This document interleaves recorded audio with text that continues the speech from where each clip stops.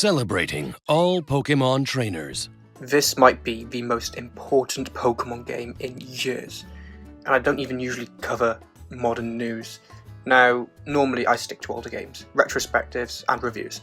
That's more my lane, and I'm not really the breaking news reaction guy, but with Pokemon hitting its 30th anniversary and with Winds and Waves looking this ambitious, I feel like I have to talk about it.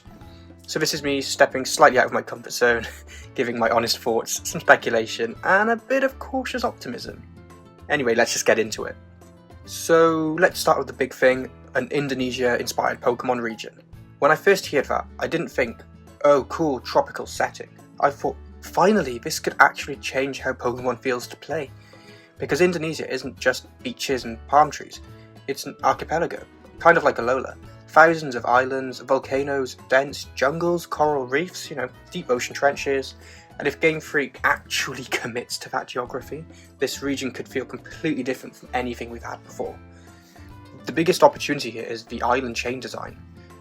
Instead of one big landmass with water routes in between, this could be multiple distinct islands, each with its own vibe, with its own ecosystem, maybe even its own culture within the region. That's exciting. That means small coastal villages, maybe isolated fishing towns, maybe a big huge trade city built over water, maybe a volcanic island where fire types dominate. And that leads into what might be the most important feature they teased, diving.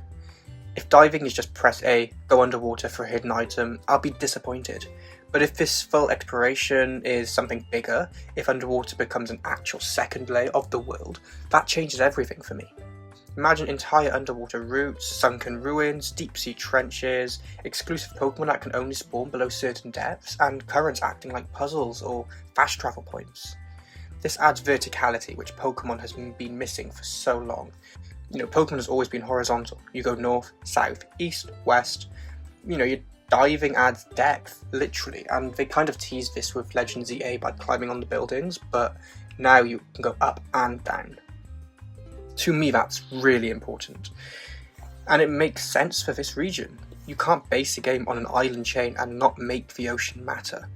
It's one of the biggest misses of Sun and Moon for me. There's so much water in the region, but you never really travel across much of it. You had the Mantine surfing in Ultra Sun and Moon, which I found such a fun minigame. But in the base games, it was really just travelling on boats from one island to the other. This could be so much different. So there's one fear with this concept though, and I feel it's quite important to touch on, not to be a downer, but the sea could either feel magical or completely empty. So if they fill it with life, wild Pokemon, caves, water, roaming sea legendaries, it could be incredible. If it's just blue space between islands, that's going to feel barren very quickly. Now visually though, the environmental variety could be insane here. Volcanic mountains with lava rivers, dense rainforest routes where visibility is low, coral reef towns built over water, cliff-top temples and storm-heavy coastlines. There's so much more exciting news to meet that could be shared here than just another grassy route. And the Pokemon they showed in the trailer, if they really lead into Indonesian wildlife with the Pokemon designs, a coral species, tropical birds, reptiles, marine life, this regional dex could be one of the most visually diverse we've ever had. And we have so many Pokemon already in this series that would fit this vibe. So yeah, conceptually, this region might be one of the strongest ideas they've had in years. So part 2, the graphics and the 2027 release date. Now let's talk about something that might be a little bit more controversial. So, the graphics. They look better. I'm not saying industry leading. I'm not saying it suddenly looks like a PlayStation 6 game, but it looks more polished. The lighting seems improved, the water actually looks alive, textures seem more refined, Pokemon seem better integrated into the world. And honestly, that's all I really wanted.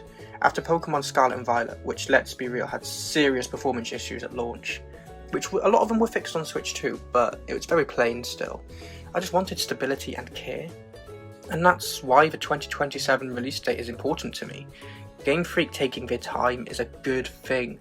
For the first time in a while, it doesn't feel rushed to hit a yearly schedule. It feels deliberate.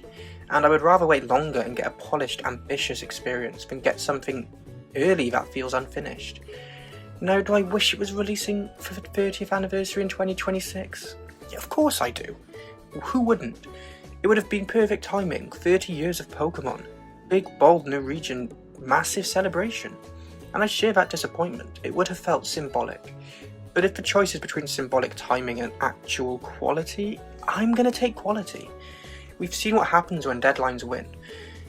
If 2027 means better performance, fully realised underwater mechanics, more detailed towns, and a less empty world, then honestly, that's worth the wait to me. And I think a lot of fans are starting to feel the same way. So part 3, speculation. I've got an Indonesian-inspired Pokemon and a Legendaries. So let's speculate a little bit. Because the region opens up some really cool design possibilities. First, regional styles or forms inspired by Indonesian culture, you know? Imagine Pokemon inspired by shadow puppets, traditional patterns integrated into their designs, you know? Gamelan-inspired sound-based Pokemon, and tropical bird species with elaborate crests. They could do something so visually impressive here, and be really true to Indonesian roots. Now the big thing though, let's be real, is the Legendaries. So the titles, Winds and Waves, are already telling us something. I'm imagining one legendary that lives in the skies, something mythic, elegant, wind-based, maybe part flying, part dragon. You know, that's quite basic typing-wise, but it could work brilliantly. It could be inspired by Garuda, a powerful bird-like figure from mythology, something that controls storms, monsoons, air currents between islands. Then the opposite, the Waves legendary, something ancient, massive, deep sea, not cute, not sleek. We haven't explored most of the oceans in the real world. Something could feel a bit alien, a bit lost for centuries, you know. A water dark type, a water dragon, dragon ghost, something that manipulates tides, tsunamis and ocean pressure. If they lean into the balance between the sky and the sea, that could be thematically strong. Now the starters. So we only got quick looks, but I'm already seeing the inspiration here. The grass starter looks like it could be based on so many different things. It's giving me Rowlet vibes, but I'm sensing they're going to lean more into making it a little bit bigger and a little bit stronger. So maybe a grass fighting, grass flying, but I'm seeing love there. And then you have the fire starter. It's looking like it's going to be a fire fairy to me, but I really hope it just doesn't stand on 4 legs. That's a huge, important feature for me. Like, so many starters, especially fire starters, get ruined by just becoming humanoid. But I'm hoping yeah. So if you're pulling from Indonesian wildlife, but all I ask for is just to keep it grounded, literally, keep it powerful, slightly intimidating, but keep it happy. And the water starter. So if we're in an archipelago region and they don't go all in on this gecko style they're going for, that would be a missed opportunity. Give me something sleek, something poison type, something fast, something that feels like it belongs in the reefs and deep water. Do not give me another Inteleon. The key thing is identity. Don't play it safe. The region deserves bold designs. Boldness is what Pokemon's been missing for a short while now. Overall though, how do I feel about this game? So I feel cautiously excited, to be honest, which is not what I expected. So just some quick background. So I do really enjoy every Pokemon game that's been released. But I'd say since Sword and Shield there has been a little bit of a drop in visual quality of the games. Not storytelling. I think the storytelling's always been pretty strong.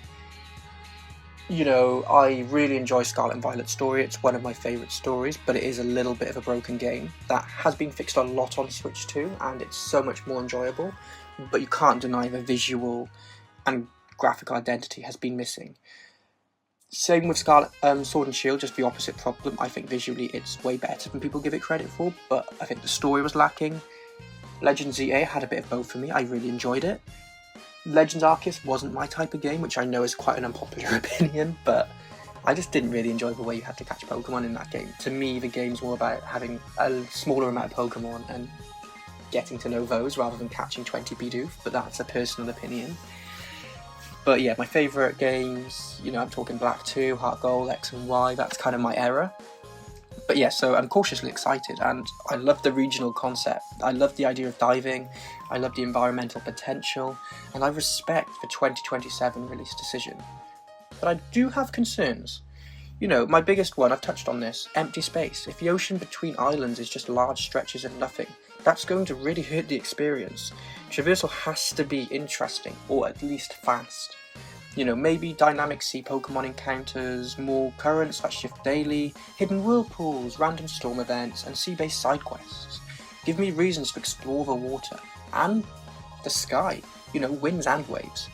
I don't want to just cross it. The towns are another big thing for me. I don't want copy-paste settlements. I want to be able to enter all of the buildings. I want fishing villages with 5 houses and a dock. Medium jungle towns that are in the actual trees. I want huge capital cities built on one of the big islands, you know, partially over water even, and a volcanic settlement near a crater. Just some random, interesting places that aren't necessarily even accurate to real life. Either way, variety and scale matters here. If every town feels distinct, this region will feel alive. And honestly, I just want personality back. Give NPCs unique dialogues, make daily quests, give them actionable things to do. Daytime, they're completing an action, nighttime, you see them going to sleep. Bring this kind of Zelda-esque design into Pokemon. But yeah, give the world history, because the concept is strong enough to support that depth. So yeah, I'm excited. I'm a little disappointed we have to wait until 2027 again, and it won't be the big 30th anniversary release, but I'm so glad they're giving that extra time to polish this ambitious, content-rich Pokemon game. That could be worth it. Right now, Winds and Waves feels like potential, and Pokemon is at its best when it realises its potential. Let me know what you think. Are you hyped, cautious, or completely unconvinced? And if you enjoyed the breakdown, I'll be covering more speculation and analysis probably next year, as I'm not massive on jumping onto news as it's live. I like to let it settle, but if you're keen to see that closer to release next year, don't forget to subscribe. So more so on this channel, though, you'll be expecting gameplay, reviews, video essays, and some analysis on older Pokemon games, maybe some older Zelda, Mario games, mainly Nintendo. But yeah, let me all know what you think of this style of content, because I'm quite new to making this. Anyway, thank you all for watching, and I will see you in the next video. Goodbye.